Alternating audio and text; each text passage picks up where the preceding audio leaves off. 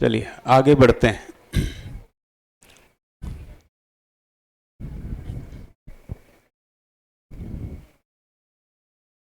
तो 2 दिन से जो बात मैं आप तक पहुंचाना चाह रहा था उसका कुल मिला के इतना ही सार है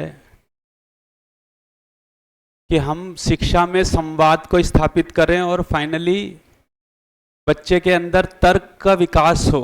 तर्क का विकास का मतलब ही उस बेसिकली जो हम दृष्टिकोण की बात कर रहे थे वो दृष्टिकोण बेसिकली तर्क में पैदा होता है ना, वो वृत्ति की जगह है। तो उसके दृष्टि का विकास हो, इसके लिए जरूरी है कि वो तर्क का सहारा लिया जाए, है ना, तर्क से शुरू किया जाए। तो अब हम आखिरी के सेशन में देखते हैं, इस पर थोड़ा सा चर्चा करेंगे। इसको थोड़ा शुरू कीजिए।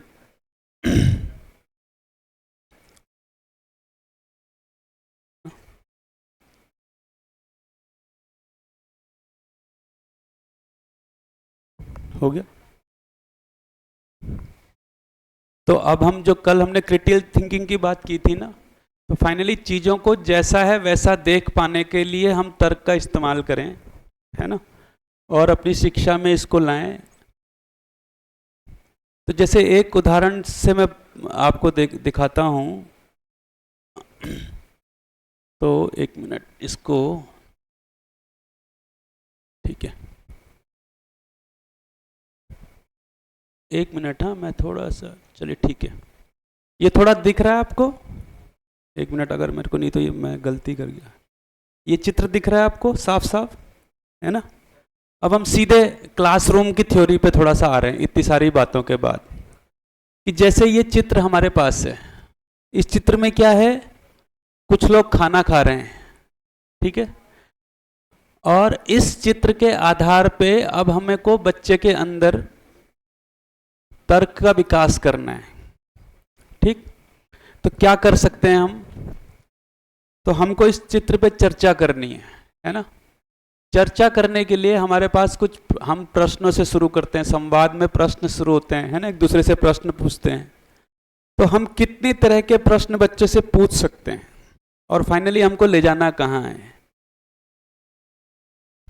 ठीक है। तो जैसे एक प्रश्न ये हो सकता है कि इस चित्र में कितने पुरुष और कितनी महिलाएं हैं। तो ये छांटने में भी थोड़ा तर्क लगेगा, ठीक होगा। और उनका खाना क्या है, तो उनको ऑब्जर्वेशन में जाना पड़ेगा कि क्या खाना खा रहे हैं वो। और तो 2 प्रश्न अगर आप देखेंगे, शुरू के 2 प्रश्न अगर आप देखेंगे तो वो साधारण तर्क की शुरुआत है। मतलब वो केवल ऑब्जर्व कर रहा है और उसको एनालिसिस कर रहा है। जैसे आपने पूछा कि कितनी महिलाएं और कितने पुरुष हैं, तो वो चित्र को देख रहा है और उसको एनालिसिस कर रहा है और फिर अपना आंसर दे रहा है। तो तर्क की थोड़ी शुरुआत हुई, ठीक। लेकिन अगर, और जैसे ही वो आपने पूछा कि खाना क्या खा रहे हैं, तो भी उसको वो पूरा देखेगा, उसको एनालिसिस करेगा और फिर उसका जवाब ढूंढ के लाएगा। तो यहां से उसका थोड़ा तर्क शुरू हो रहा है, ठीक है। लेकिन अब आपने तर्क की गहराई बढ़ा दी। जैसे आपने पूछा कि ये खाना, ये चित्र जो है, ये चित्र कौन से भारत के कौन से हिस्से का आपको लगता है? तो कौन से हिस्से का लगता है? अगर कुछ पकड़ में है ना, साउथ का क्यों लग रहा है? क्योंकि केले के पत्ते में खा रहे हैं। तो ये अब तर्क थोड़ा सा और गहरा होने लगा, है ना। अब यहां पे उसको क्या है, अपनी पहले से जो उसके पास इंफॉर्मेशन है उसको भी एनालिसिस करना पड़ेगा, ठीक। इसको बोल रहे हैं बेसिकली लॉजिकल स्किल। तो बच्चों में लॉजिकल स्किल का डेवलप होना जरूरी है। थोड़ा बहुत हम रीजनिंग वगैरह से और इस तरह के सवाल से करते ही हैं। तो लॉजिकल स्किल में भी सवालों के कुछ लेवल हो सकते हैं, है ना। जैसे पहले 2 जो लेवल हैं वो सीधे सीधे उसकी ऑब्जर्वेशन स्किल को बढ़ा रहे हैं, ठीक है। तो ऑब्जर्वेशन स्किल से क्या है, लॉजिकल स्किल थोड़ा बढ़ती है। लेकिन जैसे ही आप तीसरे सवाल पे आए, अब उसको अपने भीतर भी जाना है, क्योंकि उसके पास पहले से कुछ इंफॉर्मेशन नहीं होगी तो वो नहीं बता पाएगा। तो इसको बोल रहे हैं लॉजिकल स्किल, ठीक। तो इतना तो हम एजुकेशन में कर ही लेते हैं। है ना, सारा रीजनिंग और सारा जो भी रीजनिंग का जो भी फील्ड है वो सब इधर से ही आता है ना। ऐसे हम बहुत सारे सवाल पूछते ही हैं, और क्वेश्चन जो कंपटीशन के सवाल हैं उसमें तो आते ही हैं ना, कि उसकी दादी की, चाची की, बहन की लड़की इसकी क्या लगेगी, ये सब करते ही हैं, है ना। या तमाम प्रकार के जो पजल्स होती हैं, बच्चों से हम पजल सॉल्व कराते हैं, ये सब अच्छा है। बेसिकली उसका बेसिक क्या हो रहा है, उसका लॉजिक डेवलप हो रहा है। पर लॉजिकल स्किल जो है वो मीडियम है कि टारगेट है? लॉजिकल स्किल डेवलप करना अपने आप में कोई लक्ष्य है? हम ये लॉजिकल स्किल क्यों डेवलप कर रहे हैं?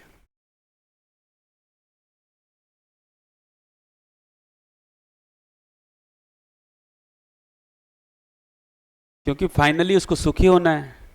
सुखी होने के लिए उसको वास्तविकताओं को समझना ही पड़ेगा, मान्यताओं से बाहर निकलना है। ठीक है, तो अगर आप केवल अपनी एजुकेशन को लॉजिकल स्किल तक ही सीमित रखते हैं तो वो जिंदा रहने की जगह पे थोड़ा काम आ जाती है ना। तो लॉजिकल स्किल पे हमारे यहाँ क्या, पूरी दुनिया में बहुत बढ़िया काम हो रहा है। यूरोप अमेरिका में जाएंगे तो और भी बढ़िया काम हो रहा है, इन्होंने तो इतने टूल्स निकाले हैं। लेकिन क्या अगर हम ध्यान देंगे तो कि हम एक तरीके से यहाँ पे आकर रुक जैसा जाते हैं, हम केवल लॉजिकल स्किल डेवलपमेंट पे वो कर रहे हैं। क्या इन सवालों से उसकी लाइफ में कोई वैल्यू जा रही है? अगर उसने इन सवालों का जवाब दे भी दिया तो क्या उसको, बेसिकली उसको तो लाइफ जीनी है ना, फाइनली उसको जीना है। तो क्या इन सवालों से या इस लॉजिकल स्किल के डेवलपमेंट से उसके अंदर कोई लाइफ की कोई वैल्यू जा रही है ना। तो हमको क्या करना है, हमको अब इसको पलटना है। मतलब ये बेस है, इसको खत्म नहीं करना है, इस बेस से आगे जाना है। कहाँ आगे जाना है? तो हम सवाल को बदल रहे हैं। तो सवाल ये है कि क्या इस भोजन में इन्वायरमेंट का ध्यान रखा गया है कि नहीं रखा गया है। अब चर्चा कहाँ तक पहुंचेगी? फाइनली प्रकृति के संतुलन तक पहुंचेगी। और प्रकृति का संतुलन क्या है? मानव के लिए कोई वैल्यू है ना। समाधान, समृद्धि, सहअस्तित्व, ऐसा आप पढ़े होंगे। तो केवल एक सवाल, तो ये लॉजिकल स्किल के बिना नहीं होगा, ये बात ठीक है। इसलिए हम वहां क्या करते हैं, उस भाग में हम उपदेश में चले जाते हैं। ठीक, ये बात पकड़ में आई। तो जब हम उस तरह का कोई संवाद शुरू करते हैं तो अब उसके अंदर क्या हो रहा है, अब वो लाइफ के दूसरे पार्ट पे उसका ध्यान जा रहा है ना। क्या है ये? हाँ, है ना। अगर आप अपने भाई, अगर मैं अपने समारोह में कुछ ऐसा ट्रेडिशनल करता हूँ, इसको लगाने के लिए बहुत दम चाहिए, जमाना क्या कहेगा। तो ये चर्चा बच्चों के साथ हो ही सकती है कि जब इस घर में ये निर्णय हुआ होगा कि हम केले के पत्तों पे खिलाएंगे आज के ज़माने में, तो क्या चर्चाएं हुई होंगी। क्या पहली बार में ही स्वीकार हो गया होगा? क्या ये प्रश्न आया होगा कि अरे यार, कौन आज के ज़माने में केले के पत्तों में खिलाता है ना, डिस्पोजेबल लाओ। ये भी एक चर्चा हुई होगी। यहाँ से हम कहाँ चर्चा ले जा सकते हैं? ये जो वैल्यू है, जो जिसकी वजह से हम परेशान हैं, लोग क्या कहेंगे, है ना। जबकि यहाँ हम बेसिकली उपयोगिता सिद्ध कर रहे हैं। हमने क्या किया, हमने लोगों को उत्सव भी मनाया और प्रकृति को भी नुकसान नहीं पहुंचाया। हमने अपनी उपयोगिता सिद्ध की। बेसिकली एक्चुअल सम्मान ये है। तो केवल कुछ सवालों से हम, तो अभी क्या है, हम केवल लॉजिकल स्किल पे बहुत जोर दे रहे हैं, इसलिए बच्चे स्मार्ट बन रहे हैं, समझदार नहीं हो रहे हैं। स्मार्ट होना अलग बात है। ठीक, एक है ना। तीसरा सवाल क्या आ गया, है ना, कि केले के पत्ते या प्लास्टिक डिस्पोजल में से कौन सा बेनिफिशियल है। ठीक, आदमी के लिए और अर्थ की हेल्थ के लिए। तो इन तीन सवालों से चर्चा एक जगह पे जाके रुक जाती है, लेकिन ये तीन सवालों से चर्चा आप एंड टू एंड ले जा सकते हो। चित्र वही है। इसको बोल रहे हैं लाइफ स्किल। तो लॉजिकल स्किल से लाइफ स्किल को इन्हेंस करना आदमी के अंदर, वो लॉजिकल स्किल का काम है। तो लॉजिकल स्किल एक तरीके से टूल है, ताकि लाइफ स्किल, जैसे हमने अभी सम्मान की बात की, तो ये हमारी जो विश्लेषण क्षमता है, ये जो हमारा लॉजिकल स्किल है, इस स्किल के जरिए हमने सम्मान पे इतनी बढ़िया चर्चा कर पाए। नहीं तो सम्मान पे हम उपदेश भी दे सकते हैं। तो हम अभी सब्जेक्ट को समझाने के लिए लॉजिकल स्किल का इस्तेमाल कर रहे हैं, और जिंदगी को समझाने के लिए हम उपदेश का इस्तेमाल कर रहे हैं।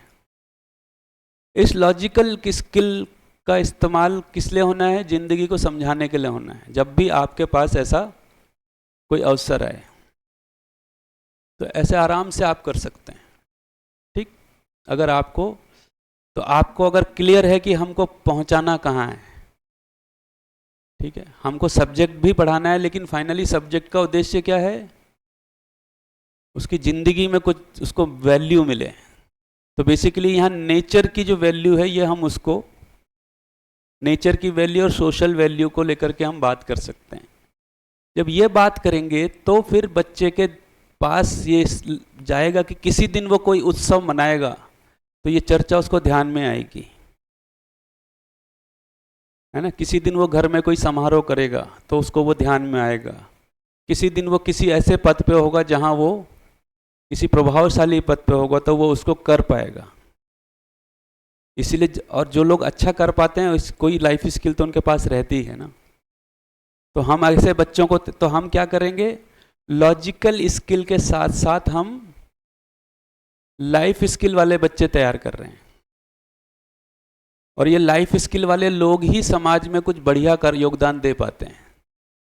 लॉजिकल स्किल वाले तो बोझ ही बन जाते हैं, क्योंकि वो उस लॉजिक का इस्तेमाल करके कुछ भी कर सकता है ना। जो समाज में तमाम तरह के नेगेटिव काम कर रहे हैं वो भी तो लॉजिकल स्किल के साथ ही चल रहे हैं। हम उनको एकदम बुद्धू नहीं बोल सकते। और कई बार तो उनका लॉजिक बहुत ही बढ़िया काम करता है। ठीक भाई, जैसे कि उसने सिगरेट को प्रेस्टीज इश्यू बना दिया, ये लॉजिकल स्किल का कमाल है ना।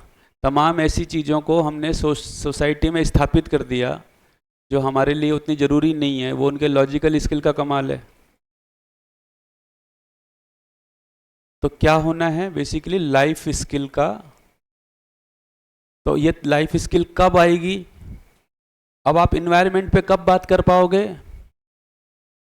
जब आपको इन्वायरमेंट की वास्तविकताओं के बारे में कुछ पता होगा, है ना। तो हम प्लास्टिक को लेकर के चर्चा कर सकते हैं, तभी तो ये बच्चे आगे जाकर के कुछ बढ़िया कर पाएंगे।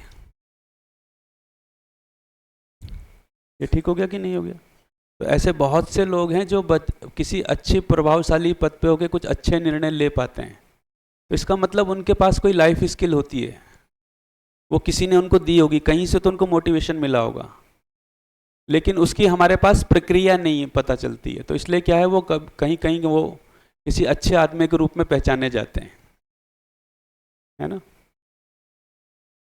जैसे बहुत साल पहले बिहार में किसी जिले के डीएम ने हॉस्पिटल बना, तो उसका उद्घाटन करने जाते हैं ये डीएम या कोई नेता। तो डीएम साहब ने जो उस हॉस्पिटल को बनने में जिन लोग मजदूरों ने काम किया, उन्हीं से जो है उद्घाटन कराया। इससे सोसाइटी में कोई मैसेज गया आदमी की वैल्यू करने का। श्रम क्या है? श्रम का सम्मान एक वैल्यू है। यह हम कब दे पाएंगे? स्कूल में ही कहीं ढूंढना पड़ेगा ना जगह उसके लिए। तो हमारे चैप्टर में वो जगह ढूंढना, वो पॉइंट्स को ढूंढना। ठीक, जैसे जब हम पढ़ाते थे, तो जैसे मैं हिस्ट्री पढ़ाता था, तो हम सिकंदर को पढ़ाते हैं। तो एक तरीका तो ये है, एक पार्ट उसमें ये होता है कि हम सिकंदर का जो भी वो हमला हुआ है उसकी इन्फॉर्मेशन देते हैं कि 326 बीसी में आया और वहाँ से आया और ये किया और फाइनली ये निपट गया। फिर हम थोड़ा बढ़िया शिक्षक होते हैं, तो अब हम उसमें उनका लॉजिक डेवलप करने की कोशिश करते हैं। तो क्या करते हैं, तो हम उनसे बोलते हैं कि अच्छा बताओ वो कौन सी दिशा से कौन सी दिशा की तरफ गया। ये थोड़ा लॉजिकल स्किल का मामला हो गया। ठीक है। अच्छा, उसने किन किन इलाकों में किस किस तरह से उसको डिटेलिंग कीजिए और मैपिंग कीजिए, ये सब लॉजिकल स्किल है।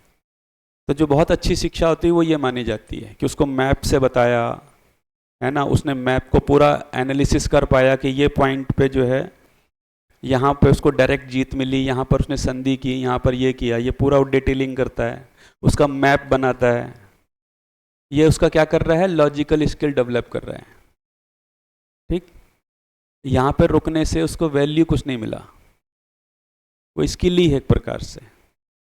तो हम अब तीसरा सवाल शुरू करते हैं कि हम आप सब लोग पढ़ाई लिखाई कर रहे हैं, क्यों कर रहे हैं? तो बोला पढ़ाई लिखाई करके हम अच्छी ज़िंदगी जीना चाहते हैं। तो बोला अच्छी ज़िंदगी का क्या मतलब होता है कि रुपया पैसा घर दौलत जो भी सामान चाहिए वो सब आ जाए हमारे पास। तो इसलिए हम सब मेहनत कर रहे हैं, आपके मम्मी पापा भी मेहनत कर रहे हैं, हम भी मेहनत कर रहे हैं, और आप भी मेहनत कर रहे हो ताकि आपके पास सारी रुपया पैसा धन दौलत शोहरत मान सम्मान, ऐसी भाषा हम बोलते हैं तो बच्चे भी बोलते हैं, ठीक है गया। तो जिसके पास कम होगा वो ज़्यादा मेहनत करेगा, ठीक हो गया। तो ये बताओ कि सिकंदर के पास तो दौलत भी सबसे ज़्यादा रही होगी क्योंकि वो अपने देश का राजा है। सो कॉल्ड जिसको हम मान सम्मान बोलते हैं वो भी सबसे ज़्यादा रहा होगा। तो वो अपने देश का राजा था, उसके पास दौलत भी सबसे ज़्यादा थी, सम्मान भी सबसे ज़्यादा था, फिर वो क्यों निकला वहाँ से बाहर? ठीक है, तो बोला कि वो इसलिए निकला क्योंकि उसके और देश जीतने थे। और देश जीतने से क्या होता कि उसको और दौलत मिल जाती, और दौलत मिलके क्या होता भाई, सुविधा तो एक आदमी कितनी सुविधाएं भोगेगा, है ना भाई। पहले भी वो सोने के बर्तन में ही खाता था जब वो मकदूनिया का राजा था, अभी वो बड़ा इलाके का राजा हो गया तो भी सोने के ही बर्तन में खाएगा। तो सोना तो उसके पास पहले से ही ज़्यादा था, ठीक है। तो और क्या होगा, ठीक है। पहले भी लोग उसके आगे झुकते ही थे, पहले भी उसके आगे लोग झुकते ही थे, जो भी उसको मांस प्रोटोकॉल देना होता था प्रोटोकॉल देते ही थे। अभी थोड़ा ज़्यादा लोग देने लग जाएंगे, ठीक है। तो उसको उसमें उसको एक्स्ट्रा क्या मिल रहा है, एक बात हो गई। दूसरी बात ये हो गई कि ये करने के लिए उसको कष्ट कितना झेलना पड़ा। वो जमाना तो है नहीं कि राजा एसी में बैठ के काम करेगा, उनको भी घोड़े पे ही चलना है, और इतना ही होगा कि उसके घोड़े थोड़ा ज़्यादा बढ़िया होंगे, पर घोड़े पे ही चलना है। गर्मी, वो जो सारा रास्ते का मौसम है गर्मी सर्दी, और आप उस डिटेलिंग को पढ़ो तो उसमें बहुत बार बहुत तकलीफ़ें उनको हुई। ये इतनी तकलीफ़ क्यों झेल रहा था? तो फिर फाइनली बात आई कि उसको सम्मान चाहिए था। तो इसका मतलब पहले नहीं था। तो सम्मान पे बढ़िया चर्चा होती है कि बेसिकली वो सम्मान तो क्या होता है, हर सोसाइटी में सम्मान के कुछ सिंबल होते हैं, ठीक है। तो सिकंदर की अपनी भी कोई सोसाइटी थी, अपनी सोसाइटी में उसका राजाओं का कोई समाज रहा होगा ना, उसी को तो हम जमाना बोलते हैं। हमारा ही अपना एक समाज होता है, ठीक, हमारा एक ग्रुप होता है। तो उस ग्रुप में सबसे बड़ा राजा कौन, जिसके पास ज्यादा बड़ा इलाका। तो विश्व विजेता से बड़ा कौन होगा? तो केवल वो सम्मान। तो जबकि उसके जब वो मकदूनिया का राजा था तो कितने ही लोगों का सपना होगा कि काश हम मकदूनिया के राजा होते। उनके लिए तो वही सम्मान था कि सिकंदर के बराबर हो जाते सिकंदर। लेकिन सिकंदर अपनी पोजीशन से खुश नहीं था, बाकी लोग उसकी पोजीशन पाना चाहते हैं, ठीक, लेकिन सिकंदर कुछ और पाना चाहता है। तो यहां से फिर वो सुख की कल्पना और फिर सुख की परिभाषा, इसे बहुत शानदार चर्चा होती है और होती थी। तो फिर एक्सरसाइज, अच्छा आप बताइए आपके समाज में सम्मान के क्या क्या सिंबल हैं, इसमें बढ़िया एक्सरसाइज होती है, लिख के लाइए। तो लिखते हैं हमारे गांव में जिसके पास ज़्यादा ज़मीन हो जाए उसको भी सम्मानित मानते हैं, जो गांव का प्रधान वरदान बन जाए उसको भी सम्मानित मानते हैं, सरकारी नौकरी लग जाए उसको भी सम्मानित मानते हैं, है ना। अब इसमें से कौन सा सम्मान नेचुरल है और कौन सा, ये सब पे चर्चा हो सकती है। तो इस तरह की एक्सरसाइज हम हिस्ट्री में करा ही सकते हैं। ये पकड़ में आया? जैसे मैं अहमदाबाद में था, एक दिन क्लास 8th में मैं गया, ज्योग्राफी का पीरियड था, तो मैंने कहा क्या पढ़ रहे हो आप? बोला ज्योग्राफी। तो मैंने कहा ये बताओ ज्योग्राफी क्यों पढ़ते हैं? बोला इस देश को, मतलब इस धरती को ठीक से समझने के लिए। बोला ठीक से समझ के क्या होगा? तो बोला हम इसका ठीक से उपयोग कर पाएंगे। तो बोला ठीक से उपयोग क्या होता है? तो बोला ठीक से उपयोग ये होता है कि हमको जो भी आवश्यकता है खाने पीने रहने की, वो आसानी से उपलब्ध हो जाए, सुविधाएं। तो जब लोग ज्योग्राफी नहीं पढ़ते थे तब क्या वो भूखे मर रहे थे? बोला नहीं। तो मैंने कहा फिर उन्होंने ज्योग्राफी नहीं पढ़ी तो उनको क्या नुकसान हुआ, और आप ज्योग्राफी पढ़ रहे हैं तो आपको क्या फ़ायदा होगा? तो बोला हमको ये फ़ायदा होगा कि हमको पता चल जाएगा कि ये इलाके भूकंप वाले हैं, ऐसा भी बच्चों का जवाब आया। तो भूकंप वाले हैं या ये बाढ़ वाले इलाके हैं, तो हमारी जान बच जाएगी। ठीक है। तो मैंने कहा देखो अभी सुनामी आई थी, सुनामी की कहानी पढ़ी होगी आपने। तो सुनामी में अधिकतर लोग जो हैं बहुत नुकसान हुआ। मैंने कहा अंडमान निकोबार में एक जनजाति रहती है, जरावा नाम की। जरावा नाम की एक जनजाति रहती है उधर, जो अभी भी 25-30 हज़ार साल पुराने पैटर्न के साथ जी रही है। सरकार ने उसको बहुत संरक्षित किया हुआ है, किसी को भी वहाँ जाने की इजाज़त नहीं है, और अगर आप उसके निकट गए तो वो आपको जान से मार देंगे। उनको संपर्क ही नहीं करना है बाहर वालों से। अभी भी 1-2 लोग जब ज़बरदस्ती गए तो उन्होंने जान से मार दिया उनको। ठीक, वहाँ कोई एडमिनिस्ट्रेशन नहीं है, कुछ नहीं है, सरकार ने वहाँ जाने पे रोक लगाई हुई, उनका अपना एक स्टाइल है। तो लोगों को लगा कि यार वो तो बिल्कुल बीच समुद्र में रह रहे हैं अंडमान में, तो लोगों को अनुमान ये लगा कि ये तो निपट ही जाएंगे, इनको तो किसने क्या बताना है। पता लग रहा कि वो 20 दिन 30 दिन पहले निकल गए थे वहाँ से, उनको सूचना मिल गई थी। तो मैंने कहा उन्होंने तो ज्योग्राफी नहीं पढ़ी थी, और जिन्होंने सुनामी में जो लोग ख़त्म हुए उनमें से मैक्सिमम ने ज्योग्राफी पढ़ी होगी। तो मैंने कहा ज्योग्राफी पढ़ के उनकी जान तो नहीं बची। ठीक है। और भूकंप में भी अनेक लोग आजकल ज़्यादा नुकसान हो रहा है। तो पता ये चल रहा है कि भूकंप में पहले कम जान माल की नुकसान होता था, अब ज़्यादा हो रहा है। हो रहा है कि नहीं हो रहा है? या बाढ़ में पहले कम लोग मरते थे, अब ज़्यादा नुकसान हो रहा है। तो मैंने कहा ज्योग्राफी पढ़ने से नुकसान तो ज़्यादा दिख रहा है। ये ठीक हो गया? तो फिर ज्योग्राफी पढ़ने का फ़ायदा बताओ। ठीक। तो बोला ज्योग्राफी पढ़ने से हमको खनिज संसाधन मिल जाते हैं। हाँ, मैंने कहा वो तो मिल ही गए, ठीक है, आपका एसी चल रहा है, आपकी गाड़ियाँ चल रही हैं, ठीक है। तो मैंने कहा लेकिन इससे मानव को जिंदा रहने में या जीने में जो भी भाषा थी उसको आसानी हो रही है कि कठिनाई हो रही है? भाई तमाम प्रकार की पोल्यूशन से बीमारियां हो रही हैं। तो ये सारी ज्योग्राफी अगर मान लिया जाए हमको नहीं पता चलता पेट्रोल है, तो हो सकता है हम कम से कम सांस तो ढंग से ले रहे होते हैं। तो ज्योग्राफी पढ़ने से नुकसान हुआ कि फ़ायदा हुआ? तो बच्चे बहुत कंफ्यूज हो गए।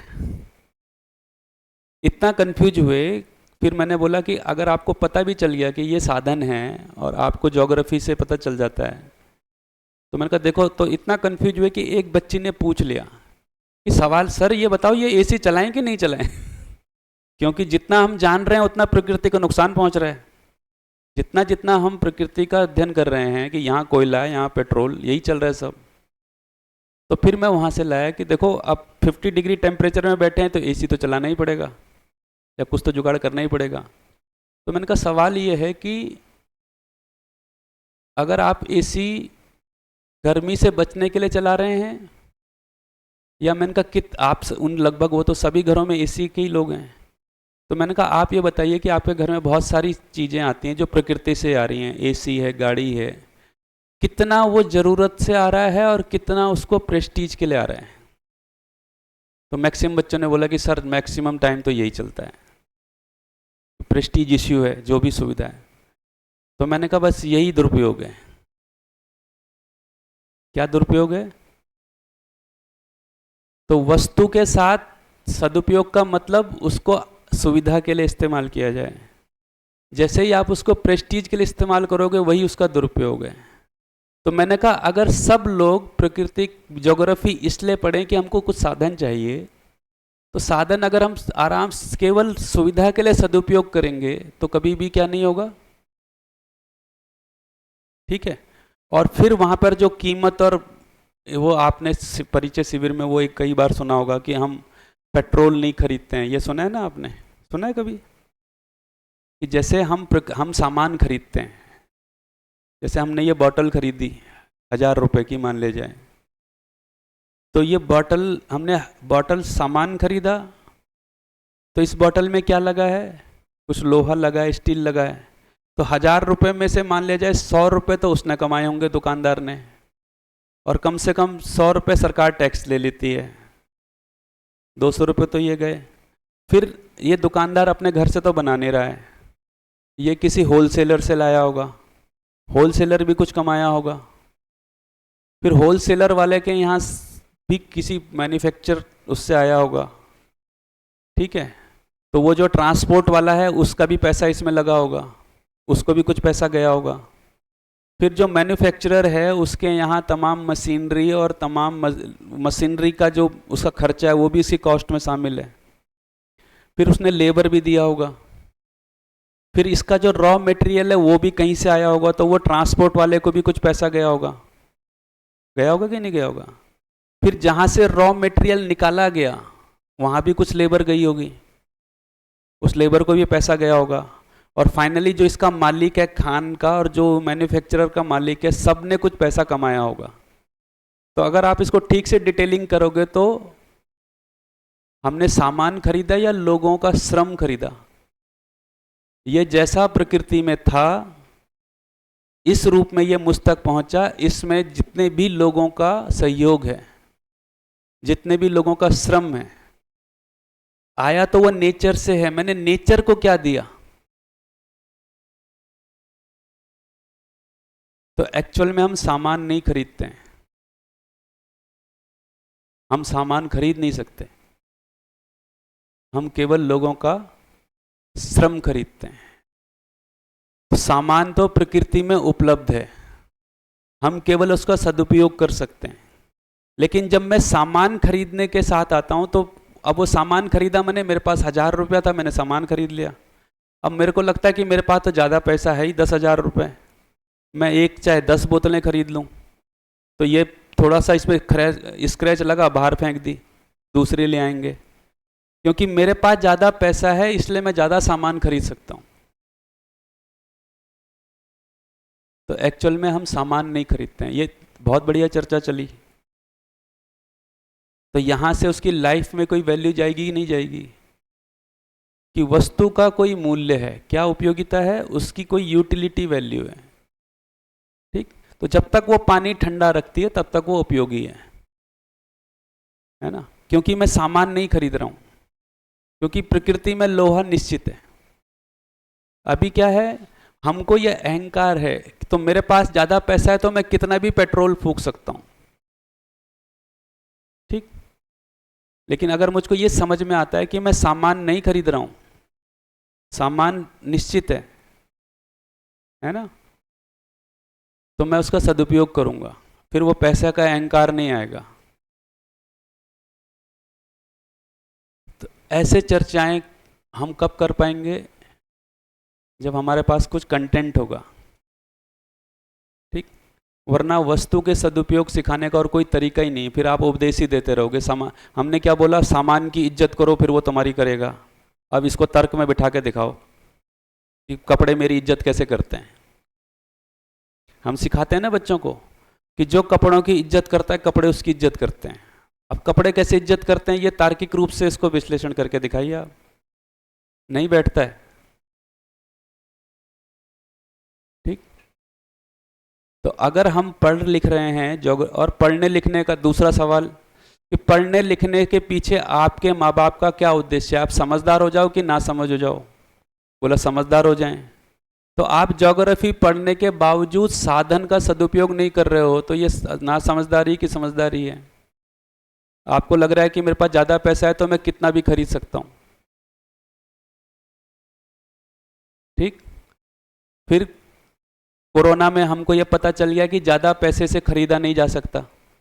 कोरोना काल में हमको पता चल ही गया, सामान ही नहीं रहेगा तो कितना भी पैसा खर्च लो,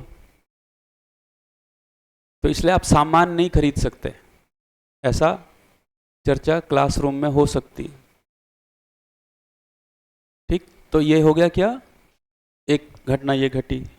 ठीक, तो कुल मिला के क्या करना है, लाइफ स्किल की तरफ बच्चों को तर्क कहाँ विकसित होना है, ताकि उनके अंदर लाइफ स्किल डेवलपमेंट हो, है ना। अब मैं ये अभी की भाषा बोल रहा हूँ, अब ये दर्शन की भाषा नहीं है, पर क्लासरूम में या समाज में जिस तरह की भाषा स्वीकृत होती है ना, अगर दर्शन की भाषा में बोलेंगे तो बेसिकली होना क्या है, न्याय धर्म सत्य, तीन तरह की दृष्टि का विकास होना है। न्याय धर्म सत्य सुना है आपने, मोटा मोटा उसकी, है ना, उसकी परिभाषा आपको पता ही है।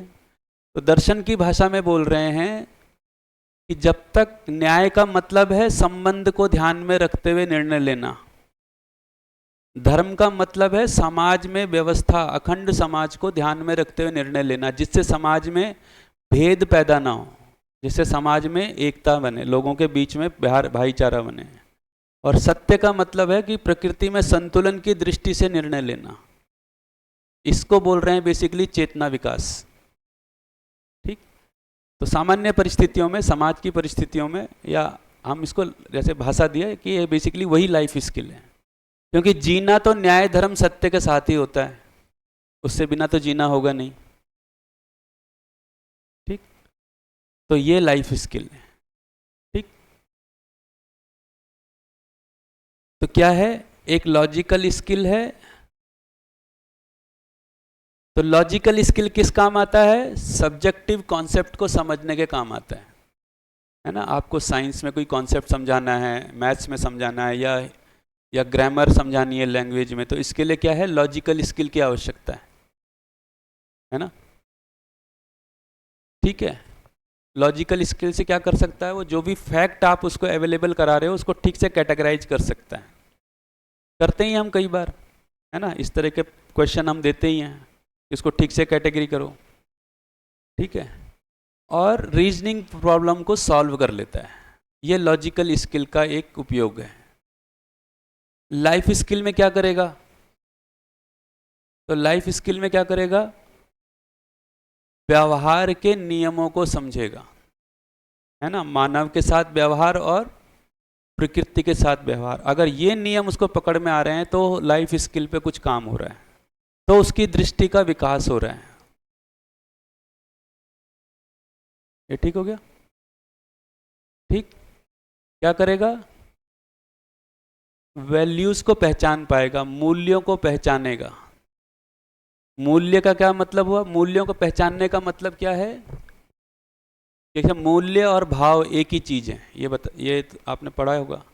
जब हम भाव बोल रहे हैं तो भाव माने स्वीकृति। स्वीकृति का मतलब संबंध में मैं अपनी भूमिका को स्वीकार कर रहा हूं, अपनी जिम्मेदारी स्वीकार कर रहा हूं। तो मूल्यों की पहचान का मतलब है कि वो संबंध में अपनी भूमिका को स्वीकार कर पाएगा, वही मूल्यों को पहचानना हुआ, है ना। तो ये लाइफ स्किल का भाग हो गया, दृष्टि का विकास हो गया। और जो भी उसके अजम्पशन है, मान्यताएं हैं, उनको क्या कर पाएगा, एग्जामिन कर पाएगा, देख पाएगा कि यार ये कितनी वो हैं। ठीक, तो उसके लिए हमारे पास वास्तविकता की भाषा होने की ज़रूरत है।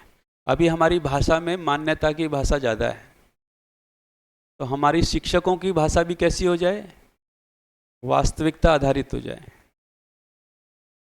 है ना। ठीक, इसको बोल रहे हैं लाइफ स्किल, या इसी को बोल रहे हैं दृष्टि विकास। ठीक, इसी को बोल रहे हैं न्याय धर्म सत्य की दृष्टि का विकास होना।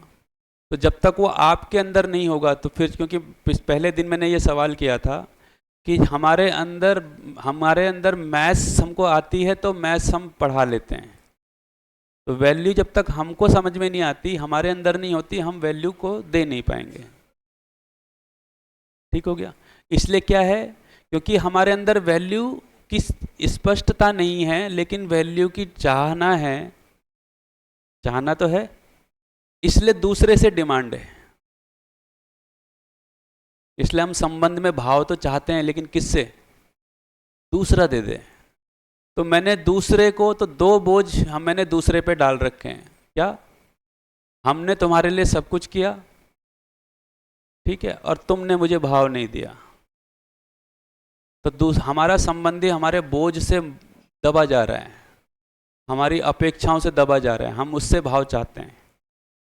क्यों? क्योंकि वो चाहना मेरे अंदर क्या है, नेचुरल है, लेकिन मुझे उसकी स्पष्टता नहीं है, इसलिए वो हम उसकी जिम्मेदारी दूसरे पे डाल देते हैं। ठीक, और क्या करेगा? ठीक है, जो एग्जिस्टेंशियल सिस्टम है उसको पहचानेगा, जो अस्तित्व की व्यवस्था है, बेसिकली ये उसके लाइफ स्किल की बात है। ठीक, तो इसीलिए वो आपके अंदर होने की आवश्यकता है, इसके बिना काम नहीं चलेगा। जैसे एक और चित्र है, अब हम प्रैक्टिस वाले भाग पे ज़्यादा जा रहे हैं। तो ये एक चित्र है, ठीक है। अब इसमें हम एक लेवल का सवाल पूछते हैं कि कितनी कुर्सी है, तो यहाँ भी थोड़ा दिमाग चलाएगा वो, ठीक है। फिर कितने क्या हैं, गिलास हैं, तो फिर उससे देखना पड़ेगा। फल कौन सा है, ये भी देखेगा। ये एक सामान्य लेवल का लॉजिक हो गया। अब है ना, कितने लोग खाना खाने वाले हैं, और ये आपको कैसे पता चला? तो अब यहाँ पे थोड़ा लॉजिक, और उसको थोड़ा ज़्यादा लॉजिक लगाना पड़ेगा, है ना। कोई फल भी खाने वाला है, आपको कैसे पता चला? क्योंकि वहाँ पे फल रखा हुआ ही है। यहाँ पर लोग क्या पीने वाले हैं, कैसे पता चला? तो क्या पीने वाले हैं, ठीक है, उसमें एक्चुअल में दूध रखा हुआ है, ठीक है। क्या इस घर में कोई पालतू जानवर है, कैसे पता चला? है ना। तो यहाँ पे थोड़ा ज़्यादा लॉजिक लगाना पड़ा, ठीक। इसलिए बच्चों को रीजनिंग वाले भाग में अच्छा ही लगता है, वो पजल सॉल्विंग और ये सब में अच्छा ही लगता है। इन सवालों से क्या बन रहा है उसके अंदर, उसका लॉजिकल स्किल डेवलप हो रहा है। जो भी कुछ देखा सुना उसको एनालिसिस कर पाना, ठीक।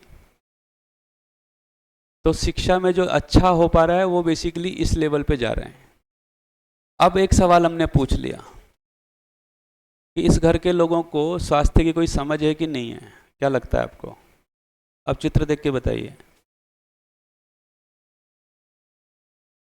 क्या लगता है इस घर के लोगों को हेल्थ के मामले में कोई ठीक ठाक समझ है या नहीं है? क्या लगता है? कैसे पता चला? फ्रूट और दूध है, ठीक है, ये भी एक है। तो फिर अब फ्रूट और दूध पे बढ़िया चर्चा हो सकती है कि फ्रूट क्या क्यों और फ्रूट कैसे होते हैं, दूध क्या है। लेकिन एक दूसरा जवाब भी आ सकता है, अगर आप उनकी थाली में देखोगे तो थाली में जंक फूड है, तो दोनों तरह की चर्चा चल सकती है। तो बेसिकली यहाँ पे हेल्थ की वैल्यू को लेकर के, स्वास्थ्य को लेकर के हम एक बढ़िया चर्चा चल सकते हैं। जंक फूड क्या है, फल और जंक फूड में क्या अंतर है यहाँ पर आप, और इसके साथ साथ आप उसको वो वाला इन्फॉर्मेशन भी दे सकते हो जो सामान्य जरूरी होती है, विटामिन की और तमाम तरह की चीज़ की। लेकिन स्वास्थ्य की समझ का क्या मतलब है, ये लेकर के आप इस पर बढ़िया एक चर्चा कर सकते हो, ठीक। क्यों जंक फूड नहीं खाना है, फिर आपकी तैयारी होगी, आप उस पर कोई पीपीटी बना सकते हो, कोई डेटा ला सकते हो कि जंक फूड खा करके क्या हो रहा है ना, तमाम तरह के। तो फिर हम कोई योजना बना सकते हैं कि उसके लाइफ स्किल बढ़ जाए। ये ठीक हो गया? अच्छा, यहाँ तक ठीक है मामला। इसको क्या बोलेंगे? इसको बोलेंगे लाइफ स्किल। अगर इस चित्र के जरिए हम उसको स्वास्थ्य की समझ दे पाए तो हमने उसके अंदर कोई वैल्यू ऐड किया। ये ठीक। तो यूज ऑफ क्रिटिकल थिंकिंग, तो बेसिकली हम क्या कर सकते हैं, हम अपने चैप्टर्स को देखें एज ए टीचर, उसका एनालिसिस करें। क्या एनालिसिस करें? एक तो आपके चैप्टर में कुछ इंफॉर्मेशन होगी ना, इंफॉर्मेशन तो होती है, बच्चों को कुछ याद रखना पड़ता ही है और आगे जाकर उन्हें कंपटीशन देना पड़ता है। अब इस इंफॉर्मेशन को देखेंगे तो ये इंफॉर्मेशन दो तरह की है, ठीक है, इसको यहां कर सकते हैं, है ना।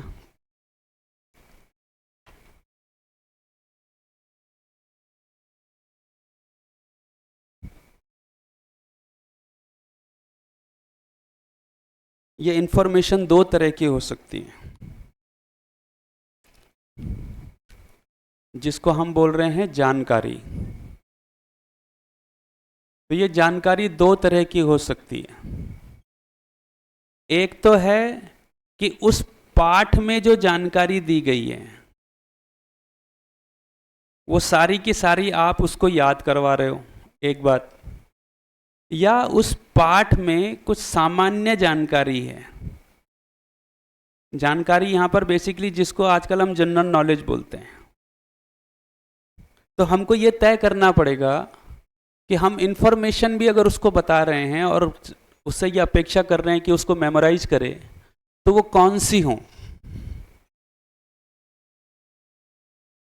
उदाहरण के लिए कि एक चैप्टर है, मान लिया जाए, जिसमें आजकल वो सुनीता विलियम्स के बारे में काफ़ी आते ही हैं चैप्टर। तो एक चैप्टर है सुनीता विलियम्स के बारे में, तो जिसमें नासा और स्पेस शटल और ये तमाम तरह की कुछ जानकारियाँ होती हैं। तो ये जानकारी ऐसी है जिसको हम जनरल अवेयरनेस बोलते हैं या जनरल स्टडी बोलते हैं।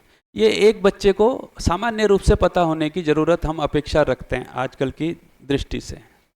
उसको नासा के बारे में पता हो, उसको कल्पना चावला के बारे में पता हो, या सुनीता विलियम्स के बारे में पता हो, उसको पता हो कि स्पेस शटल क्या है। तो एक 8th क्लास के 9th क्लास के बच्चे से हम इतनी सामान्य उम्मीद तो रखते हैं, ठीक। उसी चैप्टर में एक दूसरा पार्ट है जिसमें कोई कहानी है। एक्चुअल में वो कहानी इसलिए दी गई है कि वो उससे कुछ आप वैल्यू दे सकें। अब हम क्या कर रहे हैं, उस पार्ट में भी कुछ इंफॉर्मेशन है कि एक राम था, एक श्याम था, उसका घर फलाने नगर में था, उसका घर इस नगर में था, राम एक दिन बाजार गया और फिर ये आया। हम उसकी भी इंफॉर्मेशन बच्चे को रटवा रहे हैं कि बताओ राम कहाँ गया था, राम ने बाजार से क्या खरीदा। अब ये इंफॉर्मेशन अगर उसने याद भी कर ली, ये उससे किस काम आने वाली है। तो सभी पाठों में जो जानकारी इंपॉर्टेंट हो, उस जानकारी को बच्चों को दिया जा सकता है। वो भी परिस्थिति, क्योंकि आजकल की ऐसी कि कल के दिन उनको किसी कंपटीशन में क्वालिफाई करना ही है, ठीक है। फिर हम ये तय कर पाएंगे कि वो क्लास 2 के बच्चे के लिए ज़रूरी है कि नहीं है। अब क्लास 2 के बच्चे को आप नासा के बारे में बता के क्या कर लेने वाले हो। क्लास 6, 7, 8 के बच्चे को बताया तो बताया, वो एक व्यावहारिकता बनती है। अभी तो हम क्लास 3 के बच्चों को भी वो जानकारियाँ रटा रहे होते हैं, नासा और स्पेस शटल और तमाम तरह की चीज़ें। और कई तो ये भी रटा रहे होते हैं। मैंने तो एक दिन अपनी बिटिया की किताब में जिंगल थे, वो जो ऐड के जिंगल होते हैं ना, जिंगल बोलते हैं उसको, जो ऐड होते हैं उनकी टैगलाइन होती है ना हर किसी की, जैसे डर के आगे जीत है, ठंडा मतलब कोको कोला, पूरा एक चैप्टर उसी पे था। मैंने कहा ये क्या है, बोला मेरे जीके की किताब है। तो मैंने कहा अब इसमें तो खैर क्या कर सकते हो, गुरुजी लोगों से बहस कहाँ किया जाए। वो बोलेंगे लो तो हमारे यहाँ ज़रूरी है। अब उसकी सारी एनर्जी वो रट रही, कल टेस्ट है उसका जीके का, और वो क्या रट रही है, ठंडा मतलब कोको कोला किसका है, ठीक है। तो मेमोरी अपने आप में एक अच्छी स्किल है, बच्चे के पास होनी चाहिए, लेकिन उसकी एनर्जी का इस्तेमाल हम क्या मेमोराइज कराने में कर रहे हैं। तो 2nd, 3rd, 4th क्लास तक अनावश्यक रूप से मेमोरी का स्टोर उसके अंदर भर देने से हम उसकी बहुत सारी, एक्चुअल में उस समय उसकी क्रिटिकल एनालिसिस की पावर बढ़ाने की बात है ना, कि वो ऑब्जर्वेशन अच्छा कर सके, है ना, कैटेगराइजेशन अच्छा कर सके, क्वेश्चनिंग कर सके। हम उस समय उसे रटा रहे हैं कि जो है अमेरिका की अंतरिक्ष एजेंसी नासा है और भारत की अंतरिक्ष एजेंसी इसरो है, 3री क्लास का बच्चा, ठीक। तो करना क्या है उस इंफॉर्मेशन का, ठीक। ये हो सकता है कि अगर आपको ऐसा लगता है कि हाँ, अगर हमको उनके अंदर कोई मोटिवेशन ही पैदा करना है, मतलब साइंस को लेकर के और इसको लेकर के, तो उस पर हम उन्हें कुछ फिल्म दिखाएंगे, कुछ डॉक्यूमेंट्री दिखाएंगे, ताकि उनका इंटरेस्ट बढ़े।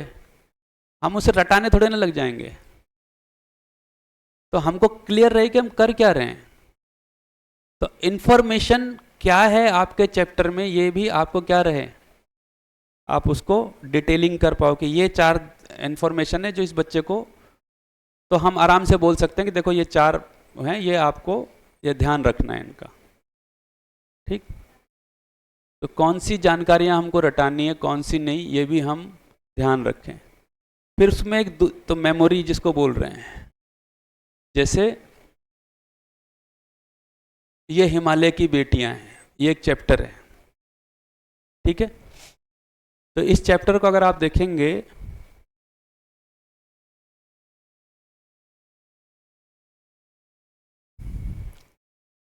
तो ये आपको ऐसे दिखेगा।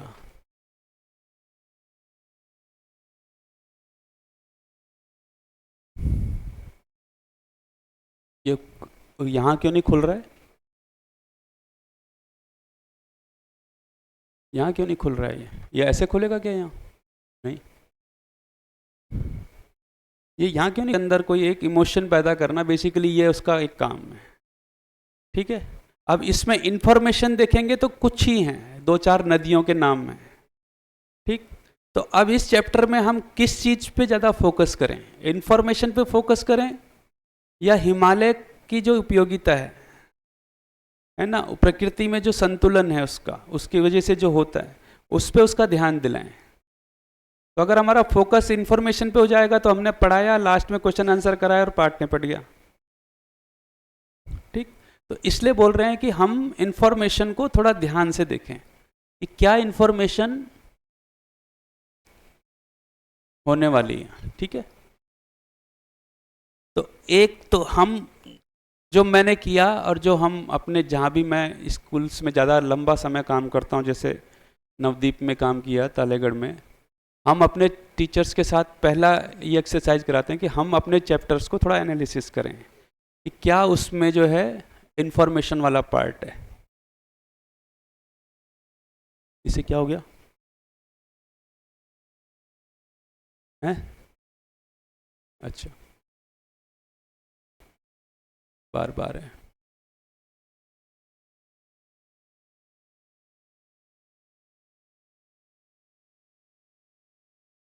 अच्छा, इतना भी सुविधाजनक नहीं है मामला।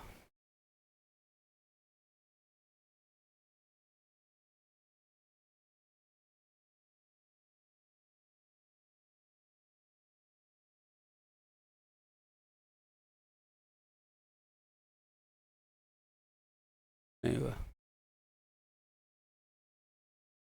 हाँ ठीक है, चलिए हो गया। अच्छा, हाँ हाँ, काम तो कर रहा है, वहाँ कुछ नहीं दिख रहा है, भले ही कोई बात नहीं। जो है ना, चैप्टर में एक भाग होगा जो इंफॉर्मेशन बेस्ड होगा, उस इंफॉर्मेशन को भी हमें चेक करना है कि उसमें से कौन उनके लिए ज़्यादा आवश्यक है, कौन सी नहीं है, उनकी क्लास के हिसाब से, है ना। जो इन्फॉर्मेशन तीसरी क्लास के लिए इतनी इंपॉर्टेंस नहीं है, हो सकता है वो 8th के लिए हो, 9th के लिए हो, ठीक है। उसके बाद आता है दूसरा भाग, ये तो हमने देख ही लिया। दूसरा भाग आता है कि उसमें कोई सब्जेक्टिव कॉन्सेप्ट होंगे, जैसे साइंस में और ज्योग्राफी में, है ना, उसमें कुछ कॉन्सेप्ट्स होते हैं, या जैसे ग्रामर का कॉन्सेप्ट्स है, वो भी कॉन्सेप्ट ही एक प्रकार के। तो उस चैप्टर में कॉन्सेप्ट ज़्यादा है कि नहीं है, वो भी अपने को देखने की बात है। तो जैसे लॉजिकल स्किल और प्रैक्टिस, ये वो भाग है जहाँ लॉजिकल स्किल और फिर उसकी प्रैक्टिस, है ना। तो उसमें क्या होगा, लॉजिकल स्किल वाले भाग पे ज़्यादा ध्यान दिया जाएगा और उसकी प्रैक्टिस पे, ठीक है। जैसे ये एक चैप्टर है जो बेसिकली साइंस का एक चैप्टर है ना। तो इस साइंस के चैप्टर में क्या है, कुछ कॉन्सेप्ट है, लिविंग और नॉन लिविंग थिंग एक कॉन्सेप्ट है, ठीक है। इस कॉन्सेप्ट को समझने के लिए उसका लॉजिकल स्किल डेवलप होना जरूरी है कि फाइनली किसको बोल रहे हैं, ठीक। तीसरा हो सकता है कि कुछ चैप्टर में बिलीफ सिस्टम भी हो, कुछ मान्यताएं हों, है ना, उन मान्यताओं को पे बात करना। फिर अब ये आता है आपका अब हम लाइफ स्किल वाले भाग में चले गए। जैसे एक ये चैप्टर है, तो ये एक हिंदी की किताब है, ठीक। हिंदी की चैप्टर में पानी पे चैप्टर है, और ये कुल जमा 3 या 4 पेज का चैप्टर है, 3 ही पेज का था। तो इसमें क्या है, एक पेज में तो पानी का जो नेचुरल डिजाइन है वो कहाँ से आया, H2O है, ये क्लास 7th या 8th की बुक है, मैं किसी की स्कूल की बुक देख रहा था। इसमें अगर आप देखेंगे तो इससे पहले भी कुछ पानी के बारे में बहुत कुछ लिखा गया है, इसके नीचे भी पानी के बारे में बहुत कुछ लिखा गया है कि पानी जीवन के लिए बहुत जरूरी है और पानी की रक्षा करनी चाहिए। इसमें केवल ये 4 लाइनें लिखी हुई हैं पानी का पोल्यूशन के बारे में। अगर आप इसको पढ़ेंगे तो ये क्या है, ये वो है, पानी को प्रदूषित होने से बचाना भी हमारा कर्तव्य है। गांव में अभी भी जिस कुएं से पानी लिया जाता है उसी कुएं के आसपास मलमूत्र त्यागने, कपड़े आदि धोने का कार्य किया जाता है। ऐसा करने से कुएं का पानी दूषित हो जाता है। दूषित पानी पीने से हैजा, टाइफाइड आदि रोग होने की संभावना बनी रहती है। पानी के प्रदूषण पे बात खत्म। अब बताइए इसमें क्या मान्यता है, इसमें क्या मान्यता है, बताइए। ऐसे तो वो फैक्ट ही है, लेकिन उसमें कुछ मान्यता है कि नहीं है? केवल इतना भर बता देने से बच्चे के अंदर क्या इमेजिनेशन गया? क्योंकि अब हम समझ पा रहे हैं कि जब भी हम बोलेंगे वो कुछ इमेजिन करेगा, उसके अंदर कुछ। अब वो प्रदूषण को लेके उसका अर्थ क्या बना उसके अंदर? कौन जल को प्रदूषित करता है? गांव के लोग। ये बच्चा आगे जाके सरकार में किसी पद पे पहुंच जाता है, मान लिया जाए, ठीक है, और मान लिया जाए जल विभाग में पद पे पहुंच जाता है, तो और किसी गांव में उसकी तैनाती हो जाती है, तो वो गांव वालों को कैसे देखेगा? इसीलिए पढ़े लिखे लोगों के मन में गांव को लेके हमेशा से एक नेगेटिव अप्रोच बनी रहती है। शुरू से ही एक मान्यता है कि गांव के लोग मैं ये नहीं बोल रहा हूं कि गांव के लोग प्रदूषित नहीं करते, पर प्रदूषण केवल इतना ही है। इसमें हमारे लिए तमाम कारखाने जो हमारे लिए चीज़ें बना रहे हैं, और मज़ेदार बात यह है कि ज़्यादा प्रदूषण वो चीज़ें कर रही हैं जिसके को मानव जाति की ज़रूरत नहीं है। जैसे इस चैप्टर में ये नहीं आया है कि 1 लीटर कोल्ड ड्रिंक की बोतल के लिए 12 लीटर पानी यूज होता है। जहाँ जहाँ कोल्ड ड्रिंक की फैक्ट्रियाँ हैं वहाँ वहाँ का भूमिगत जल प्रदूषित हो जाता है। तमिलनाडु में इसके खिलाफ एक बहुत बड़ा मूवमेंट चला था, और अभी भी कई जगह चल रहा है। हमारे कॉस्मेटिक्स, हमारे कोल्ड ड्रिंक्स, इन सब के लिए बहुत पानी खराब होता है। जरूरी चीज़ें तो चलो हम एक बार को मान सकते हैं। तो बच्चे के अंदर क्या चला गया? सारे प्रदूषण की जिम्मेदारी कौन? गांव के लोग। क्योंकि गांव के लोग अनपढ़ होते हैं, वो अशिक्षित होते हैं, इसलिए वही प्रदूषण करते हैं। तो क्या इस पे चर्चा होने की तो अब ये मान्यता है। आप ये समझ सकते हैं कि भारत में सामान्यतः पढ़े लिखे लोगों के बीच में ये सामान्य एक मान्यता है कि गांव के लोग अंधविश्वासी होते हैं, गांव के लोग कम शिक्षित होते हैं, वो लोग जल्दी, और इसीलिए वो ही प्रदूषण करते हैं। जनसंख्या भी गांव वाले बढ़ाते हैं। जैसे हम जब पढ़ते थे तो हमारे लिए बोलते थे कि जनसंख्या अनपढ़ लोग ज़्यादा बढ़ाते हैं और गरीब लोग ज़्यादा बनाते हैं। क्यों? क्योंकि उनके पास मनोरंजन का कोई दूसरा साधन नहीं होता। ऐसा आपने भी पढ़ा होगा। जनसंख्या बढ़ने के कारणों में एक कारण ये था कि गरीब लोगों के पास मनोरंजन के साधन नहीं होते, इसलिए जनसंख्या बढ़ती है। तो समाज में ही हम अपने ही किसी वर्ग के खिलाफ इस तरह की मान्यताएं जाती हैं। इसीलिए पढ़े लिखे लोगों के बीच में गांव को लेकर के हमेशा से एक रहा है, गांव के लोग बेवकूफ़ होते हैं।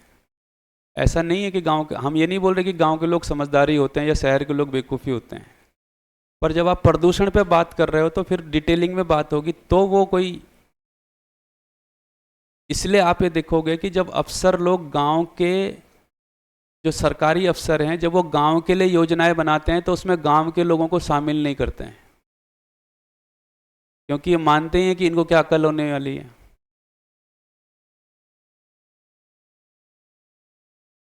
और ऐसा केवल यही नहीं है, आप किताबों को पढ़ने जाएंगे तो आपको बहुत कुछ दिखने लगेगा।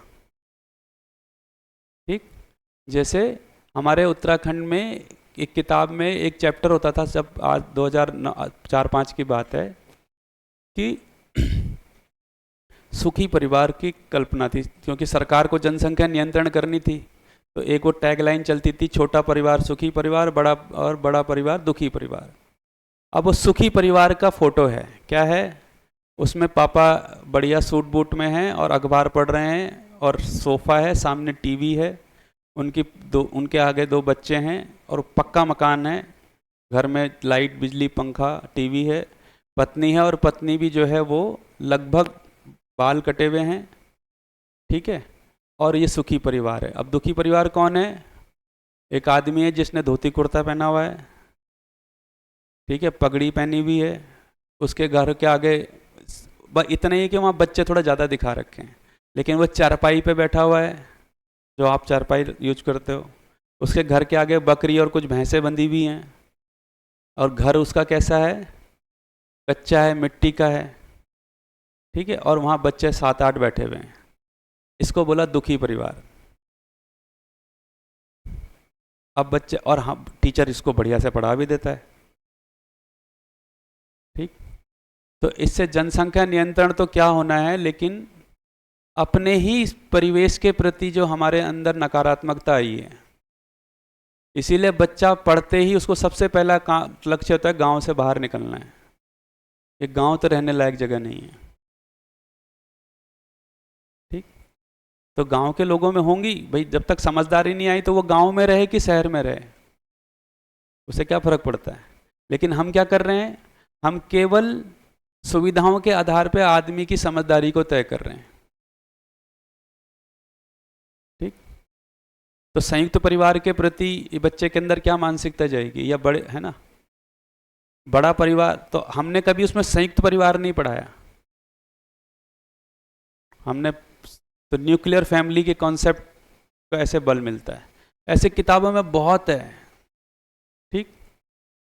एक और चित्र था, वो इसमें नहीं है, वो किसी दूसरी स्लाइड में है, इसमें भी नहीं है, उसमें है बच्चे को अंग्रेजी सिखा रहे हैं, a tall thief run fast, फिर a dark tall thief run fast. तो चोर क्या है? काला है। बहुत सी किताबों में चोर काले होते हैं, फिल्मों में भी जो चोर या कॉमेडी टाइप के होते हैं वो थोड़ा सा कैसे, उनके मस्सा होगा, थोड़ा रंग सांवला होगा, ऐसे चित्र आपको अब दिखने लगेंगे, तो आपको दिखेगा कि कहाँ से क्या जा रहा है। ये बात पकड़ में आई? तो उसमें लिखा हुआ है, और वो चित्र भी बनाया हुआ है, अ डार्क थीफ रन फास्ट, ठीक है। एक जगह 1-2 चित्र हैं जिसमें वो अपोजिट वर्ड पढ़ा रहे हैं। अपोजिट वर्ड क्या पढ़ा रहे हैं? एक को पढ़ा रहे हैं क्यूट, एक को पढ़ा रहे हैं अगली। दोनों जगह टेडी बियर बना रखा है, लेकिन जो क्यूट टेडी बियर है वो थोड़ा ब्राउन कलर का है, और जो अगली टेडी बियर है वो ब्लैक कलर का है, ठीक। तो हमको अपनी पुस्तकों में क्या मान्यताएं जा रही हैं, जैसे साइंस जब हम पढ़ाते हैं ना 6 क्लास में, टेक्नोलॉजी पढ़ाते हैं, तो टेक्नोलॉजी के नाम पे चित्र क्या बने रहते हैं? हवाई जहाज, कंप्यूटर, बड़ी मशीनें। तो यहाँ से उसको दिखाई देता है कि हमारे लोगों के पास कोई ज्ञान नहीं था, कोई साइंस हमको नहीं। साइंस का मतलब क्या? बड़ी टेक्नोलॉजी, ठीक। जबकि हमारे पहाड़ में गांव के लोगों ने घराट बनाए। घराट जानते हैं? पंचक्की जानते हैं? पंचक्की, पानी से चलने वाली चक्की। तो पहाड़ों में क्योंकि पानी तो बहता ही है, तो बहुत साल पहले किसी आदमी ने वो पानी को एक जगह उसका डायरेक्शन देके उसको 45 डिग्री पे गिराना होता है, और उसके नीचे एक लकड़ी का टरबाइन बनाया, लकड़ी का, और लकड़ी के टरबाइन के ऊपर 2 चक्कियां रख दी पत्थर की, आज भी मिल जाएंगी आपको। उसमें बढ़िया अपना गेहूं डाल के आ जाओ, और फिर अपना घर बढ़िया 3-4 घंटे काम निपटा के आओ, वो अपने आप एक किनारे इकट्ठा होता है, ठीक। किसी भी उत्तराखंड में बच्चे को कभी भी उसे टेक्नोलॉजी के रूप में नहीं पढ़ाया गया। हमारे, ये ठीक हो गया? तो यहाँ से क्या जाता है, यहाँ से उसको दिखता है अमेरिका बड़ी अजीब जगह, क्योंकि सारी टेक्नोलॉजी उनके पास है। तो हमारा देश क्या है, शहर बड़ी, जो बड़ी टेक्नोलॉजी इस्तेमाल करता है वही साइंटिस्ट है। ऐसे ऐसे चित्र दिए रहते हैं। ठीक, तो कैसे वो हमारे अंदर वो मान्यताएं चली जाती हैं। जैसे मैं एक दिन किसी स्कूल में गया, तो जैसे जनरली जब आते हैं तो ऐसा बोलते हैं कि भाई बच्चों के क्लास में जाओ, तो मैं बच्चों की क्लास में चला गया। फिर जनरल एक तरीका होता है बच्चों से कनेक्ट होने का कि क्या पढ़ाई हो रही थी, इससे पहले क्या पढ़ा रहे थे। तो मुझसे पहले ज्योग्राफी के कोई टीचर ज्योग्राफी पढ़ा के चले गए थे। तो मैंने कहा अच्छा ज्योग्राफी में क्या पढ़ा, तो बोला सर हमने पढ़ा ज्योग्राफी में विकसित देश और विकासशील देश। तो मैंने कहा क्या समझ में आया, बोला भारत बहुत ही पिछड़ा देश है। तो सारा 45 मिनट के बाद बच्चे का ये कंक्लूजन कैसे बन गया, क्योंकि टीचर ने जिस तरह से विकास को इलेबोरेट किया। ठीक है, तो मैंने कहा अच्छा अगर वो विकसित है तो विकसित शब्द का क्या मतलब होता है, तो विकसित शब्द का मतलब होता है किसी चीज का पूरा हो जाना। जैसे आम का पेड़ जब पूरा होता है तो हम बोलते हैं विकसित हो गया, ये शरीर अब विकसित हो गया। तो मैंने कहा विकसित हो जाने का मतलब है कंप्लीट हो जाना। ठीक है, तो मैंने कहा अगर अमेरिका विकसित देश है तो क्या वहां सब पूरा हो गया। ठीक है, बोला नहीं पूरा तो नहीं हुआ। ठीक है, वो भी कुछ कर ही रहा है। तो मैंने कहा वो विकसित कैसे है फिर, बोला सर उनके पास ज़्यादा टेक्नोलॉजी है, ज़्यादा बड़ी बढ़िया सड़कें हैं। तो मैंने कहा हाँ सुविधाओं में हमसे ज़्यादा हो सकता है। ठीक है, पर मेरे अमेरिका में केवल सुविधा ही है कि अमेरिका में लोग भी हैं, बोला लोग भी रहते हैं। तो मैंने कहा अगर कोई देश विकसित है इसका कुल जमा मतलब इतना कि वहाँ के लोगों में झगड़ा नहीं होता, वहाँ के लोग प्यार प्रेम से रहते हैं, वहाँ नशा नहीं होता, यही तो विकास की निशानी हुई। मैंने कहा ये अमेरिका में ज़्यादा है कि कम है, नहीं कि नहीं, बोला वहाँ भी उतना ही है। तो मैंने कहा फिर वो विकसित कैसे हुआ। ठीक, तो फिर मैंने कहा इतना बोल सकते हैं वास्तविकता क्या है, सुविधाओं के मामले में, तकनीक के मामले में वो हमसे थोड़ा 10 कदम 2 कदम आगे है। ठीक, लेकिन हो सकता है कुछ मामलों में वो हमसे पीछे भी हो। ठीक, लेकिन टीचर ने जिस तरह से बताया वहां से उसका जो चित्रण बना विकसित होने का, उसका मतलब है जो सुविधाजनक, जो ज़्यादा सुविधा वाला है वही विकसित है। ठीक, इसीलिए इस देश में हर गांव जो है विकास ही करे जा रहा है। ठीक है, और वो कहाँ करना है विकास, तो सड़क, तो क्या हो गया हमको ये नहीं पकड़ में आ रहा है कि सड़क का आना गांव में एक सुविधा आ गई, लेकिन मैं गांव, इससे गांव विकसित हो गया या मैं इससे पिछड़ा हो गया। जब तक सड़क नहीं थी तब तक मैं पिछड़ा हो गया। तो भाई गांव में सड़क आने से लोगों का लड़ना बंद हो गया क्या, लोग जो एक दूसरे से झगड़ रहे थे वो बंद हो गया क्या। तो सुविधा आई, और सुविधा में विकास नहीं होता है, सुविधा में चेंज होता है।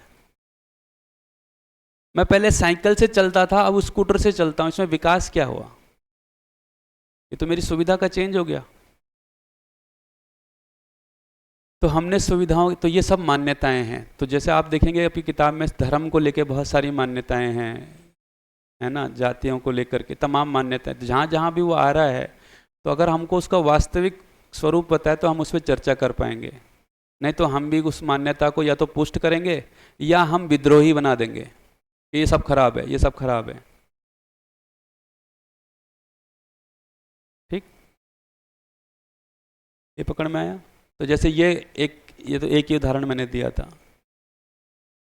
और दूसरा है कि उस चैप्टर में कुछ वैल्यूज होंगी, ह्यूमन वैल्यूज, जिसको हम जीवन मूल्य बोल रहे हैं, कुछ वैल्यूज होंगी जिसमें आप उस पर बात कर सकते हो, है ना। उसके लिए कुछ, जैसे एक ये चैप्टर था, ये क्या है,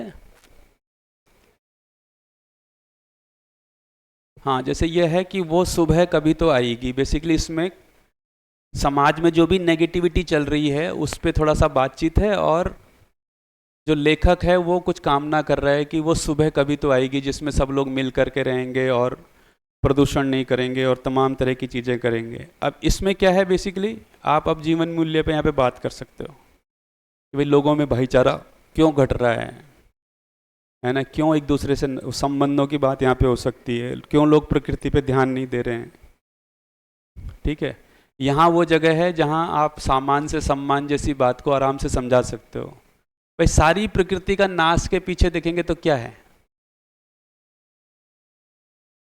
सामान से सम्मान का ही खेल तो है, क्योंकि हम सामान से सम्मान चाहते हैं, सम्मान कंटिन्यूस चाहिए, इसलिए सामान कंटिन्यूस करना है। सामान नेचर से आएगा तो फाइनली नेचर का एक्सप्लॉयटेशन होना ही है। ठीक है, तो यहाँ क्या कर रहा है वो, यहाँ वो केवल कामना कर रहा है। जो एक चैप्टर है इसमें लेखक एक तो समीक्षा कर रहा है कि समाज में ये भी है, ये भी है, ये भी गड़बड़ है, और वो उम्मीद कर रहा है कि एक दिन वो सुबह आएगी कि जब ये बंद हो जाएगा, लेकिन इसमें वो प्रोसेस नहीं बता रहा है। तो ये प्रोसेस पे हम बात कर सकते हैं कि कौन कैसे आएगा। तो जब तक मानव जो है समझदार नहीं होगा, जब तक उसके अंदर वैल्यूज़ नहीं आएंगी, तब तक ये सुबह नहीं आएगी। ये ठीक हो गया। अब लाइफ, इसको बोल रहे हैं हम लाइफ स्किल डेवलपमेंट थ्रू, ये होगा केवल संवाद से, है ना, जिस पे मैं पहले ही चर्चा कर चुका हूँ। तो ये मैंने थोड़ा सा तो बातचीत के प्रकार मैंने बता ही दिया आपको, है ना, ये सब बात है ही। ठीक है, तो समझने के लिए बातचीत, तो जब भी हम समझाना चाहते हैं हमारे पास संवाद ही करना होगा। ठीक, ये 3 चैप्टर थे तो ये यहाँ खुलेंगे नहीं, है ना। तो इस पे मतलब ये मैंने बताया था कि जैसे एक चैप्टर ये है, अगर आप इसको देखेंगे तो बेसिकली ये क्या है, ये ध्यानचंद गोल करके ध्यानचंद की कथा, आत्मकथा भी। ध्यानचंद को हम सब पहचानते हैं, तो है ना, जो हॉकी प्लेयर थे। अब ये 8th क्लास का चैप्टर है, तो अगर इसमें हम जानकारी को देखेंगे तो 8th क्लास के बच्चे को ये पता होना ठीक ही है कि ध्यानचंद कौन थे, उनको हॉकी का जादूगर बोलते थे, उनके नाम, उनके जन्मदिन पर राष्ट्रीय खेल दिवस मनाया जाता है, उनके नाम पे राष्ट्रीय खेल रत्न दिया जाता है। जो खेल, इतनी 4-5 इन्फॉर्मेशन एक 8th क्लास के बच्चे के लिए सफिशिएंट है। ठीक है, इसमें एक लाइन है जिसमें वो बोल रहे हैं, कोई करेक्टर बोल रहा है कि खेल में तो सब चलता है, ये जो एक दूसरे से एग्रेशन है, धक्का मुक्की है, चोट पहुंचाना है। अब ये क्या है, ये मान्यता है। ठीक है, अब ध्यानचंद बोल रहे हैं, ठीक, तो बच्चों के अंदर ये बैठ ही जाता है कि खेल कूद में किसी को धक्का वक्का, जीतने के लिए कुछ भी किया जा सकता है ना, जीतना ही जरूरी है। ठीक, तो अब अगर हमको ये मान्यता समझ में आती है तो हम ये नहीं बोल रहे हैं कि ये गलत है, सही है। हम उसके सामने कुछ ऐसे एग्जाम्पल भी रख रहे हैं जहाँ खिलाड़ियों ने जीतने से ज़्यादा खेल भावना को इम्पोर्टेंस दी। ऐसे कई कई उदाहरण हैं, है ना। जैसे अभी जापान में या कब एक ओलंपिक हुआ था, या अभी का कोई लेटेस्ट ओलंपिक है शायद 8 साल पहले का, जिसमें 2 खिलाड़ी फाइनल में पहुंचे। ठीक है, और फाइनल में पहुंचे तो फाइनल कंपटीशन उन दोनों के बीच में होना था, एक को गोल्ड मिलना था, एक को सिल्वर मिलना था। संयोग से उसमें एक खिलाड़ी घायल हो गया, तो अब गोल्ड उसको ही मिलना था, क्योंकि वो बिना जीते ही गोल्ड मिल गया उसको।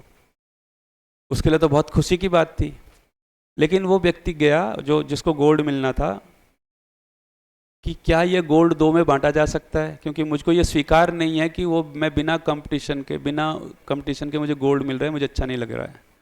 तो अथॉरिटी बैठी और उन्होंने कहा कि हाँ, अगर आप इसको बांटना चाहते हैं तो आप बांट ही सकते हैं। ठीक, तो जिसको वो जो दूसरा खिलाड़ी था जो निराश था, उसकी खुशी का स्तर और इसकी खुशी का स्तर, इसका भी खुशी का कोई स्तर रहा होगा। ऐसे कई एक से ज़्यादा उदाहरण हैं जब व्यक्ति ने खेल भावना को, अब यहाँ पे आप खेल भावना को, यहाँ पे खेल भावना का भी शब्द है ना। तो खेल भावना क्या होती है, जीतना किसको बोल रहे हैं, जीतने के लिए दूसरे को सब कुछ निपटाई देना, इसको कैसा देखते हैं, इस पर एक शानदार बात हो सकती है। जब संवाद बोल रहा हूँ तो खाली एक ऐसा नहीं, मतलब क्योंकि आप तो बड़े लोग हैं इसलिए आपसे इस भाषा, जैसे आपके लिए कुछ पीपीटी बना के लाया, कुछ चैप्टर, कुछ उदाहरण, कुछ पोस्टर, मतलब कुछ भी करके हम बेसिकली क्या कर रहे हैं, उस मान्यता के प्रति उसको आगाह कर रहे हैं कि क्या बड़ी चीज़ है। इसीलिए सभी खेलों में खेल भावना के लिए भी एक पुरस्कार दिया जाता है कि उसने खेल भावना का मतलब उसने जीतने के लिए किसी नियम को नहीं तोड़ा, कोई अतिरिक्त वो नहीं लिया, कोई बदमाशी नहीं की, कोई एग्रेशन नहीं दिखाया। ठीक। और अक्सर स्पोर्ट्स में भी उन खिलाड़ियों का सम्मान बहुत ज़्यादा होता है जो खेल भावना के लिए जाने जाते हैं। जब वो रिटायर हो जाते हैं तो लोग उनके खेल के लिए कम, वो जो स्पोर्ट्स स्पिरिट है उसके लिए उनको ज़्यादा याद रखते हैं। तो ऐसा हम बच्चों के साथ इस पे, तो ये एक चैप्टर था। दूसरा जो चैप्टर था ये साइंस का चैप्टर है 6 में। इसमें क्या है, इसमें वो जो हम चीज़ों को अलग अलग करते हैं ना, जब फटक करके अलग करते हैं, छान करके अलग करते हैं, उसी पे 15-20 चैप्टर का मतलब पेज का चैप्टर है। इतनी डिटेलिंग है उसमें कि उस डिटेलिंग की ध्यान देंगे तो उसकी कोई बच्चा रोज ही देख रहा है ना ये सब। उसमें कॉन्सेप्ट इतना ही है कि हम चीज़ों को कैसे अलग अलग करते हैं। हिंदी में वो पृथक्करण का पाठ बोलते हैं। ठीक। तो उसमें फटक कर, अब वो फटक करके अलग करते हैं, हमने उसी में पूरा टाइम बिता रखा है। वो एक एक लाइन हम उसको समझाने पे लगे हुए हैं जो वो रोज ही देख रहा है। ठीक। जबकि वो रोज कर रहा है ना, तो फटक करके कर रहे हैं कि छान करके कर रहे हैं कि मिला करके कर रहे हैं कि गर्म करके कर रहे हैं। ठीक है। ये तो बेसिक सिंपल एक लॉजिकल स्किल बनाने का खेल था। आप लोगों को 25 घटनाएं लिखनी है और उसके आगे पूछो भाई ये कैसे कैसे अलग करते हो, है ना। नमक पानी को कैसे अलग करेगा, मिट्टी और चावल को कैसे अलग करेगा। बेसिकली ये उनके लॉजिकल स्किल का पार्ट था, लेकिन हम इसमें ही पूरा का पूरा टाइम बिता देते हैं। एक एक लाइन हम उनको जो है ना, हम उनको समझा रहे हैं कि देखो फटक के कैसे अलग होता है, वो देख ही रहा है रोज, है ना। और गांव में तो बच्चे करते रहते थे, वो पीट करके अलग करना। तो कहाँ लॉजिकल स्किल होनी है, कहाँ मेमोरी होनी है, ये हमको बहुत डिटेलिंग में। वो जो तीसरा वाला है वो बेसिकली 9th का चैप्टर है, जिसमें ये जो हार्मोनल चेंज आते हैं शरीर में और जिसकी वजह से शरीर में बदलाव आते हैं, है ना, वो पूरा रूप कि ये इतना बड़ा चैप्टर, इतना महत्वपूर्ण चैप्टर है कि इस पे तो पूरे मैनेजमेंट को बैठ के तय करना है कि ये चैप्टर पढ़ाया कैसे जाए, है ना। अब हम क्या है, पृथक्करण वाले पाठ पे भी उतना ही टाइम लगा देते हैं और इस वाले पाठ पे भी हम इतना ही टाइम लगा देते हैं। फाइनली दोनों जगह उसको इन्फॉर्मेशन ही रटनी होती है कि ये हार्मोन होने से महिलाओं में ये बदलाव आते हैं और ये हार्मोन होने से पुरुषों में ये बदलाव आते हैं। लेकिन इसको लेकर के जो उनके अंदर के क्वेश्चंस हैं, जो उनके अंदर की स्पष्टता, वो कभी नहीं होती। और 9th वो उम्र है जब उसके ये क्वेश्चन सबसे ज़्यादा होते हैं। तो इस चैप्टर को पढ़ाने के लिए तो स्कूल के लेवल पे योजना बननी है, इस पर ठीक से टाइम लगना है। हो सकता है किसी एक्सपर्ट को बुलाया जाए, तो शरीर का एक्सपर्ट है ना, वो ठीक से समझाए। ठीक है। उसके लिए कोई डॉक्यूमेंट्री दिखानी है कि उसके लिए कोई फिल्म दिखानी है ना। उसके लिए क्या किया जा सकता है कि ताकि ये जो शरीर को लेकर के जो ये खींचतान है हम बच्चों के अंदर, उसको कैसे हम टैकल करें। यहाँ बच्चे कभी इसको टैकल नहीं कर पाते हैं क्योंकि स्कूल में इस चैप्टर को भी लगभग पास होने की दृष्टि से ही पढ़ाया जाता है, जबकि ये पूरा चैप्टर लाइफ स्किल के लिए वो समझ जाए। शरीरों को लेकर के जो उसके अंदर हिचकिचाहट है, शरीर को लेकर के उसके अंदर जो भी कुछ उटंग पटांग सब चलता रहता है, उसको लेके तो ये चैप्टर तो मुझे लगता है वही। तो अब अगर हमारी ये समझ स्पष्ट है कि हम इससे क्या देने वाले हैं, तो इस पे तो टीचर पूरा मैनेजमेंट के साथ बैठेगा और ये मैनेजमेंट लेवल पे इसकी लेसन प्लानिंग होगी। और अगर आप ऐसा कर पाए तो बच्चों पे बड़ी कृपा होगी। बच्चे क्या जूझते हैं इन प्रश्नों से, हम भी जूझे थे, है ना। और क्या हमारे खोपड़ी में चलता था और क्या उसको लेकर के हमारे अंदर उटंग पटांग, ये सबसे हम गुजरे ही हैं। ठीक। और हम, क्योंकि हम जिस समाज में रहते थे वो थोड़ा आस्था प्रधान समाज था, इसलिए हम उतना उसका नेगेटिव असर हमारे व्यवहार में नहीं दिखाई दिया, लेकिन हमारे अंदर तो पूरा ही चलता था, है ना। तो हम उसको दबाने में और तमाम तरह से कंट्रोल करने में लगे रहे। अभी के बच्चों के पास आस्था गायब हो गई। ठीक है। आप नहीं बताओगे, गूगल बता देगा, यूट्यूब बता देगा। तो क्या है, ये इस तरह के चैप्टर्स को ढूंढना जहां हम उसको बड़े स्केल पे बहुत डिटेलिंग के साथ, भले ही वो ज़रूरी नहीं कि उसको वो टीचर उसके साथ कोई एक्सपर्ट बुलाया जाए जो उन साइकोलॉजिकल क्वेश्चंस को हैंडल कर सके, उस पर तमाम डॉक्यूमेंट्रीज पे बात कर सके, कुछ वीडियोस, कुछ पीपीटी। ये ऐसा पार्ट है जो बच्चे की लाइफ को बदल सकता है। अगर 9th में हमने उसका ये वाला भाग पूरा कर दिया तो हो सकता है उसकी ज़िंदगी बहुत आसान हो जाए। ठीक हो गया? इसके आगे कुछ है? ये ख़त्म हो गया। ठीक, तो बढ़िया टाइम पे ख़त्म हो गया, 12 बज रहे हैं। ठीक, तो एक आखिरी चीज़ मैं आपको दिखा देता हूँ। तो जैसे हमने नवदीप में क्लास 10th के लिए एक बनाया था, आ गया,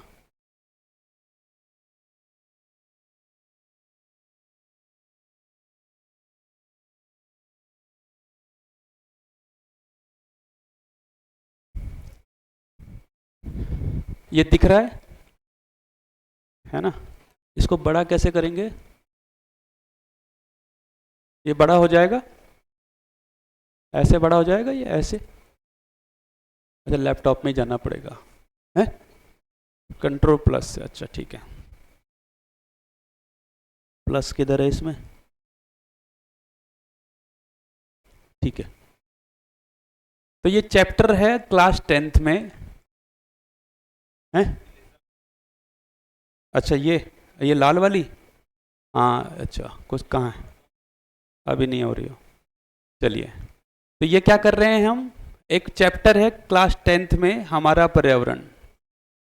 तो इसमें हमने उस 4 भागों में उस पूरे चैप्टर को डिटेलिंग किया। तो इसमें क्या है, जानकारी के बिंदु, माने क्योंकि क्लास 10th का एग्जाम आता है सरकार से, तो इसलिए हमको वो इन्फॉर्मेशन बच्चों को देनी है। तो बच्चे को 10th के बच्चे को क्या पता होना चाहिए, शाकाहारी क्या है, मांसाहारी क्या है, सर्वाहारी क्या है, परजीवी क्या है, ओजोन गैस क्या चीज़ है, उसका समीकरण क्या है, जो उसका केमिकल वो होता है, उसका क्लोरोफ्लोरोकार्बन, ये सारी 10 लिस्ट आ गई कि ये बच्चे को ठीक ठीक पता होगी ये क्या है। अब इसमें जो कॉन्सेप्ट है ना, तो एक परितंत्र है, आहार श्रृंखला है, जैविक विकास है, ओजोन परत है, ये अपमार, ये सब कॉन्सेप्ट हैं जो बच्चे के, क्योंकि वो सवाल डिटेलिंग में पूछे जाते हैं। इसमें एक मान्यतागत बिंदु है, वो क्या है, इस चैप्टर में एक दिखाया गया है आहार श्रृंखला, और उसके टॉप पे कौन बैठा है, मानव बैठा है। तो मानव क्या कर दिया, सबको खा सकता है। ठीक, तो मानव इस पूरी सिस्टम में टॉप पे है कि इस सिस्टम में सबसे उपयोगी भूमिका में है, क्योंकि उसके पास तर्क है और उसके पास कल्पनाशीलता, कर्म स्वतंत्रता है, तो वह इस प्रकृति का सदुपयोग, संरक्षण कर सकता है, संवर्धन भी कर सकता है। इस रूप में वो सबसे आगे है, सबसे जिम्मेदारी का पद है। अभी क्या है, अभी ऐसा देखा जाता है कि मनुष्य सबको इस्तेमाल कर सकता है, जबकि वो सबसे आगे का मतलब होना है सबसे जिम्मेदार होना। यहां से वो आता है कि पद जो है वो शासन के लिए है कि जिम्मेदारी के लिए है। अगर आपके पास बड़ा पद है तो वो शासन के लिए है कि दूसरों के चलाने के लिए है कि व्यवस्था बनाए रखने के लिए। तो मनुष्य अगर सर्वश्रेष्ठ है तो किस लिए, कि वो यहां से लेके हिमालय तक सब उजाड़ दे, या वो इस व्यवस्था को बनाए रखे, इसके संतुलन को बनाए रखे। ठीक, और जीवन मूल्य क्या है, प्रकृति में आहार की व्यवस्था। ठीक है, क्योंकि अभी तक मानव का आहार प्राकृतिक रूप से क्या है ये हम तय नहीं कर पा रहे हैं। ठीक, फिर मानव के अलावा अन्य की आहार व्यवस्था प्रकृति की व्यवस्था में बाधक नहीं है। मनुष्य की आहार व्यवस्था इतना बाधक क्यों हो रही है, क्योंकि मनुष्य अभी अपना प्राकृतिक आहार ही सुनिश्चित नहीं कर पाया है। बाकी सबका प्राकृतिक आहार क्या है, सुनिश्चित है। ठीक, तो मनुष्य क्या है, कुछ भी खा जा रहा है ना, और खा के फिर क्या हो रहा है, बीमारी हो रहा है। ठीक, तो कुछ भी मतलब कीड़े मकोड़े से लेकर के सांप बिच्छू कुत्ता बिल्ली गाय सब निपटा देगा, ठीक, और फिर उसके पीछे तर्क देगा, ठीक। और आखिरी क्या है, मानव के अलावा कोई भी अन्य प्राणी अपने आहार से बीमार नहीं होता, आदमी क्यों हो रहा है। ये लाइफ स्किल वाली बात हो सकती है। तो ऐसे किसी चैप्टर को आप आगे करते हैं तो फिर इसी आधार पे वो पूरा चैप्टर डिजाइन, लेसन प्लानिंग है फिर उसकी, वो आगे देखेंगे। तो कुल मिला के इतनी बात, ठीक। तो मेरी तरफ से इतना कंटेंट, मैंने थोड़ा जल्दी किया, बेसिकली ये कंटेंट 4 दिन के लिए था, तो हम थोड़ा उसमें मैंने कुछ एक्टिविटी शामिल सोचा था कि कुछ आप लोग एक्टिविटी करेंगे, कुछ और चर्चा करेंगे, पर वो किसी वजह से नहीं हो पाई, पर कंटेंट तो इतना ही था जी। अब आप इसको ऑफिशियली संपन्न तक घोषणा कर सकते हैं। अभी 1.5 दिन का जो सेशन हुआ उसमें किसी को फीडबैक देना है, भाई और बहन दोनों में से 2-2 टीचर्स, भले 2 सेंटेंस में फीडबैक दो, चलेगा। आपको जो कुछ समझ में आया, आपने जो कुछ यहाँ से सीखा उसके बारे में, कुछ नहीं सीखा तो फिर फीडबैक दो, वो भी फीडबैक है।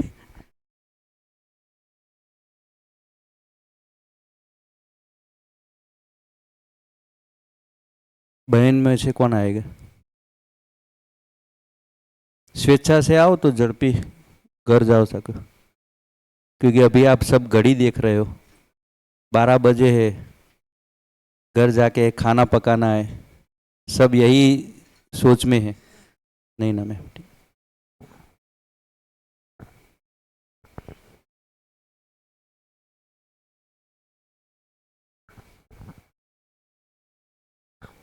नमस्ते। मैं काफ़ी चीज़ों को मैं रिलेट कर पाई आज।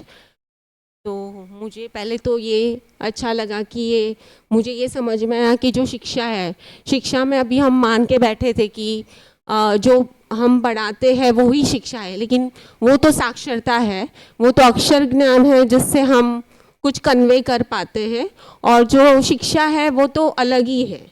तो आज तक अभी हम जो कर रहे हैं बच्चों के साथ वो शिक्षा तो नहीं हो रही है, तो उस पर ध्यान गया मेरा। और दूसरा ये कि हमें हर वक्त जब भी हम बच्चों से क्लासरूम में होते, तो अगर क्लासरूम में भी नहीं होते, लेकिन हमें क्या कैसे हर एक चीज़ में संभल के हमारा व्यवहार करना है आज, क्योंकि वो हमें हर वक्त देखते रहते हैं, तो हमारा आचरण वो देखते हैं और उसी से वो सब कुछ समझ लेते हैं। और दूसरा ये कि बच्चा जब स्कूल में आता है तो वो हमेशा वो एक सहयोग की अपेक्षा से आता है शिक्षक के पास, लेकिन हम क्या कर लेते हैं कि हम उसको जज कर लेते हैं कि आप ऐसा है, आप ऐसा करते हो, वैसा करते हो, तो उसमें हम उसका अधिमूल्यन कर लेते हैं कभी कभी, और फिर अवमूल्यन भी कर लेते हैं और निर्मूल्यन भी कर लेते हैं। तो इसमें भी बहुत सारा हमें ध्यान, हमें सभी पे हमारे, हम जब स्कूल में होते ना, स्कूल में या तो घर पे होते, तो हमारा छोटी से छोटी बात पे हमारा ध्यान जाना चाहिए। ये फिर वैसे तो बहुत सारी बातें लेकिन अभी याद नहीं आ रही है। और जैसे आपने जो ये बताया कि हमें जो समीक्षा कैसे करनी चाहिए, 4 भागों में समीक्षा करनी चाहिए, तो एक समझदारी पे है, फिर एक मान्यता पे है, फिर एक वैल्यूज़ पे है। तो इस तरह से ये जो 4 इस पे है, तो वो कैसे हम बच्चों को हर एक सब्जेक्ट में कौन से भाग को हम स्किप कर सकते हैं, जो ज़रूरी है उसी पे हम उनको समझाएं, उसी को हम उनको, हाँ। तो और याद नहीं आ रहा है।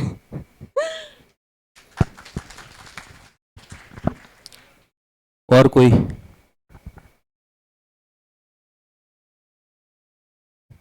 न्यू टीचर्स जो इस साल ज्वाइनिंग हुए उसमें से कोई आइए।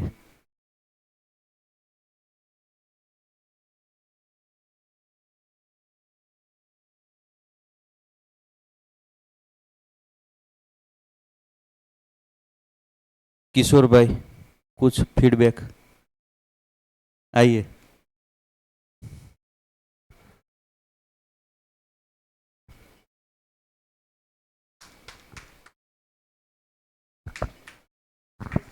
जय श्री कृष्ण। वैसे तो शिविर में हर सैटरडे जो हम करते हैं और इस बार जो शिविर हुई है इसमें भी जितना भी मेरा ध्यान गया है, कल जो सर ने बात कही थी कि जो तालेगढ़ वाला एग्जाम्पल दे के कि एक बच्चा ऐसा था कि वो कुछ बोल नहीं रहा था, तब मुझे भी ऐसा लगा कि हम तो कभी कभी बच्चों को शांत करने के लिए पिटाई भी करते हैं और वो बच्चा तो एक्चुअली शांत है ही, तो हम ही क्या चाहते हैं बच्चों के साथ। तो जब वो टीचर ने ऐसा कहा कि उनको प्रोत्साहित करने के लिए जो भी प्रवृत्ति की है कि उनकी प्रशंसा करना वो कुछ भी, तो वो हमें प्रैक्टिकल में भी लाना जरूरी है और बहुत अच्छा लगा। धन्यवाद।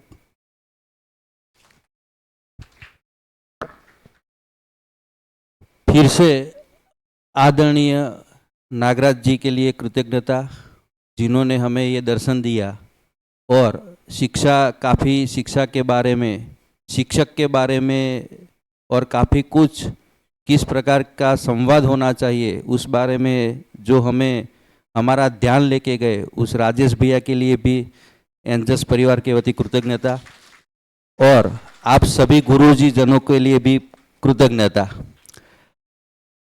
1.5 दिन का जो सेशन रहा है उसमें से हमें तय करना है कि मैं कर्मचारी हूँ या शिक्षक। जो भी है वो अपने से ही डिसाइड होगा, मेरे कहने से, राजेश भैया के कहने से कुछ नहीं होगा। वो अपने ही को सोचना है, अंदर जाके देखना है कि मैं शिक्षक बनना चाहता हूँ या कर्मचारी, तभी कुछ बदलाव आएगा। काफ़ी कुछ सारी ऐसी बातें कि पूरे समाज ने हमारी की तरफ ही नज़र है कि यही कुछ कर सकेंगे, हमारे बच्चे के लिए यही कुछ कर सकेंगे। ये 9 तारीख से जो हमारा क्लास शुरू होने वाला है उसमें काफ़ी बच्चों की लगाम आपके हाथ में, वो काफ़ी उम्मीद लेके आने वाले हैं और वो उम्मीद को पूरा करने के लिए हम सारे यहाँ पे इकट्ठे हुए हैं। और कैसे क्लास लेना है, कैसे उसकी परवरिश करनी है, कैसे ध्यान रखना है, इस 1.5 दिन का सेशन में हमें को काफ़ी कुछ सीखने को मिला है और हमें खुद तैयार होना है इसके लिए। कुछ टीचर्स ऐसे भी है, चाहे कुछ भी हो जाए हम नहीं बदलेंगे, वो उनकी इच्छा, हमें किसी को बदलना नहीं है, लेकिन खुद को अंदर जाके देखो क्या करना है, मैं कौन हूँ उसका खुद का जांच करो, मैं कौन हूँ। और काफ़ी कुछ बातें रह गई है तो फिर राजेश भैया से उम्मीद रखते हैं कि नेक्स्ट टाइम पे वो जो बाकी का 2.5 दिन का सेशन है वो फिनिश करने के लिए बुलाएंगे आपको बहुत जल्द। और बहुत अच्छी बातें यहाँ पे रखी है, हमारा ध्यान लेके गए हैं। कभी कभी ऐसा लगता है ये तो मैं जानता हूँ लेकिन ध्यान नहीं था, तो यहाँ पे हमारा ध्यान लेके गए। जैसे बात की ना आइजैक न्यूटन की, सर आइजैक न्यूटन की, कि यहाँ पे संसार में नियम तो है ही लेकिन हमारा ध्यान लेके गए। तो काफ़ी कुछ हमारे में है लेकिन हम नहीं जानते। हमारा व्यवहार बच्चों के साथ कैसा होना चाहिए, वो सम्मान का ही वो है। हम भी सम्मान चाहते हैं तो बच्चा भी सम्मान चाहता है, वो हमारा ध्यान लेके गए। तो फिर से कृतज्ञता व्यक्त करता हूँ और आप सभी के प्रति भी कृतज्ञता। और कल का जो टाइम है दोनों मीडियम का, वो साइंस के अलावा, साइंस का वो महेश भैया बताएंगे, और बाकी दोनों मीडियम का जो कल का जो टाइम है वो 8 से 12 बजे तक है।